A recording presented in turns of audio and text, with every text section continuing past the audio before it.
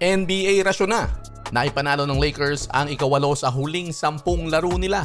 Pinangunahan ni LeBron James, Luka Doncic at Austin Reeves ang panalo ng Lakers na muntika nang mawala ang 23-point lead.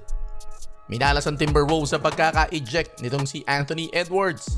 Gumawa si LeBron James ng 33 points at 17 rebounds, 5 doon offensive rebounds. Austin Reeves 23 points at Luka Doncic 21 points, 13 rebounds at 5 assists. Kasama ang bailout shot na ito sa pasa ni LeBron James.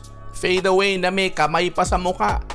Yun lang ang kaisa-isang 3-pointer nitong si Luka Doncic.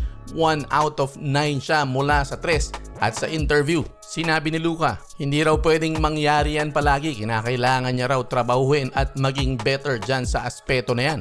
Pero gayon pa man ay napanalo pa rin nila ang laban. Isang malaking good news yan para sa mga fans ng Los Angeles Lakers. Dahil pag nagpapasok ang mga tres ni Luka sa mga susunod na laban ay tuloy-tuloy ang panalo.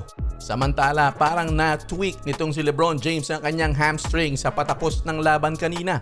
Pero sa post-game interview nagbigay siya ng update, titingnan daw niya bukas sa pagbangon niya kung anong kanyang pakiramdam. Pero sa ngayon daw ay okay na okay pa naman ang pakiramdam nito. Kaya hindi pa natin alam kung uupo siya bukas o maglalaro, pero kinakailangan nilang ituloy-tuloy ang momentum. So malamang sa malamang na maglaro si LeBron James laban sa Los Angeles Clippers.